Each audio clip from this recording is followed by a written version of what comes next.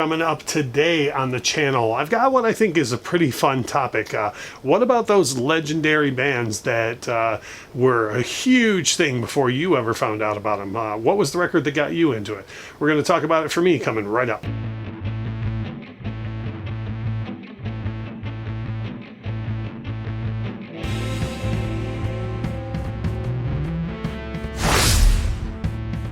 Hey, it's Russ from the Infectious Groove Podcast and Vinyl Channel. If you haven't done so already, hit a smattering of buttons below, except for the dislike button.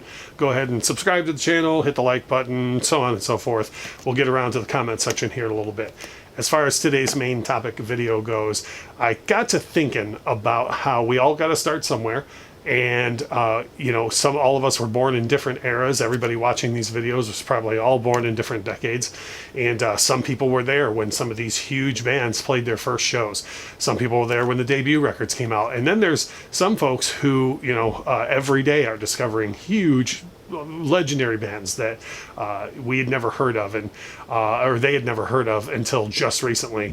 For me, being a kid to a teenager in the mid 80s, there were so many legendary acts that were releasing huge albums still, that for me, being a little kid, I at some points was like, oh, this must be a new band, So I thought it would be fun to cover 5 artists that put out records that are the ones that got me into them.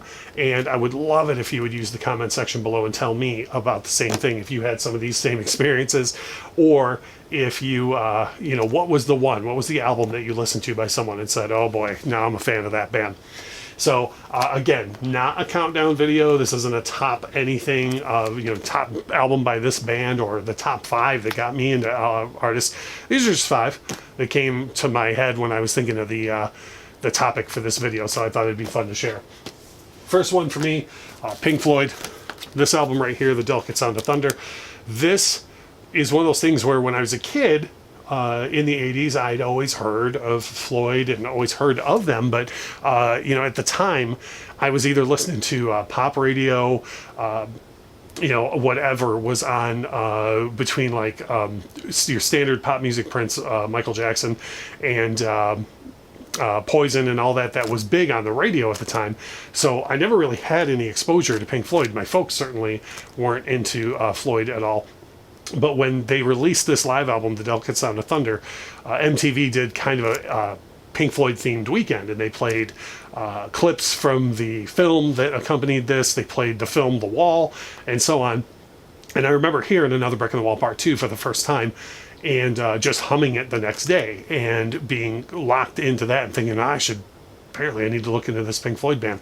And since this was new, and by many accounts, live albums are greatest hits albums in a way, I figured, okay, well, I'll start there and go backwards. So I picked this up, and it has been a glorious 30-some year trip with Pink Floyd from there. Because of the track listing on this, I ended up going back to get albums like Wish You Were Here and The Wall, Metal, and it took me a while to get into like Animals and The Final Cut, because they're not included, songs from those albums are not included on here, but this one for me was the one that birthed everything to do with Floyd. So I had heard of them before this, but not heard them until I got a chance to listen to this record. This next one was kind of comes with a funny story, is Elvis Presley, as recorded at Madison Square Garden. And I actually have a video on the channel on this particular pressing. This is a 2 LP reissue that is really priced well for how good it sounds. So go check that video out.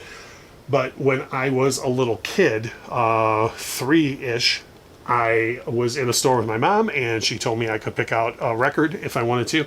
And this happened to be just sitting in the record bins. And for me, as a 3-year-old, this dude looks like a superhero. He looks like 100 foot tall. He's wearing a cape, for crying out loud. And I just picked this randomly, brought it home and listened to it. And much like the Floyd thing, this is very much a greatest hits in a way. You get a totally different version of Hound Dog, but Suspicious Minds, That's All Right Mama, a lot of what you know from Elvis. But he does a ton of covers on here that people don't realize Elvis ever did. Proud Mary, You Lost That Lovin' Feeling, I Can't Stop Loving You, You Don't Have to Say You Love Me, things like that. So for me, this was my gateway into everything Elvis, and it's not a surprise, but my favorite era of Elvis happens to be about 1969 to 1972, and this show was recorded in June of 72. So it's not a surprise that this was my first exposure, and after doing all the due diligence on Elvis, ends up being right around my favorite era. This next one is one that was one of those issues when I was a kid. My sister had the 7-inch single for Iron Man, and I don't know why it never got played before I was like 7, 8, 9 years old, but like many of you, the first time I heard Iron Man, it blew me away. It was like nothing that I had ever heard before. I didn't even know you could do that with music. So the first thing I did after I heard that one song was find out what album it was from, and went to grab Paranoid. And there's not a lot I can say about this record that hasn't already been said. It's ridiculously good. For me, this started me on a decades-long Ozzy loyalty, both solo and in Sabbath, and I just recently only started dipping my toe into the Dio Sabbath water. But for me, this was the one that as soon as I heard Iron Man, and as a kid in the mid-'80s, I was like, wait, Ozzy did something before Crazy Train? You know, like I had no clue at all until I heard Iron Man. As a matter of fact, the first time I heard Iron Man, I thought, that guy kind of sounds like Ozzy Osbourne. Then, of course, I got corrected very quickly and learned of the gloriousness of Black Sabbath in the past. These next two are kind of humorous to me because for me, I thought both of these bands were new bands when I was a kid, when I first heard the singles off of these records, and then had to go back and learn, oh yeah, it turns out there's a whole history of this band way before I ever heard of them. One of them is Heart, and their self-titled album from 1985, I believe. And the first thing I ever heard by Heart was the song Never. And then, of course, this has What About Love and These Dreams on it. So for me, I was like, oh, look at this awesome new band. You know, like they're amazing. And they got 2 singers because of These Dreams with Nancy singing lead. And I was just blown away. And I started telling everybody I knew that I found this new band named Heart, and was quickly corrected by everyone that was older than me, who knew better and knew that there was a whole different era of Heart prior to this. But for me, this was the first one I heard.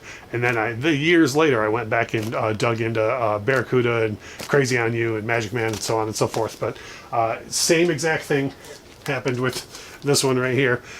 Tango in the Night by Fleetwood Mac. This one comes with kind of a funny and personal story. First song I ever heard by Fleetwood Mac was Seven Wonders, which to this day remains one of my favorite Fleetwood Mac songs. This album, I think, is crazy underrated, by the way. A lot of people never bring this up in Fleetwood Mac discussions, and I think it's just an absolutely fantastic LP. Could be sentimental, could be because it's the first one I heard and owned. But when I heard Seven Wonders, I ran out and told anybody that would listen that I found this brand new great band called Fleetwood Mac. And oh boy, you know, I bought this Tango in the Night album, and it's just one hell of a fantastic record. And was quickly corrected by my older sister, who showed me things that I needed to learn about, not just the Rumors and the self-titled album, but then she also told me all about Peter Green and his Fleetwood Mac and that lineup of the band. So I quickly got a crash course in, hey, there's certainly Fleetwood Mac did not start with Tango in the Night, and they absolutely had a whole career before this and a whole career before that. So for me, that's one of the records that made me go, oh, that'd be a fun video to do. So what did it for you? What were the artists, albums by huge legendary artists that you heard first? Were there any, like I had, where you heard and you were like, oh, what a great new band? And then, no, it's actually a much older legendary act than you had any idea. Either way, that's what the comment section is for. That's one of the biggest reasons I do these videos, is the interaction and to learn more about other people and their music tastes and their music background. So please leave me a comment below. Let me know which albums did it for you with artists, which ones you thought was their first album, and so on. Let's have a big, huge, fun discussion down below. If you get a chance to comment, that'd be fantastic. If you can hit the like button, that would be great. Even if you don't get around to those things, I greatly appreciate you watching. Thanks.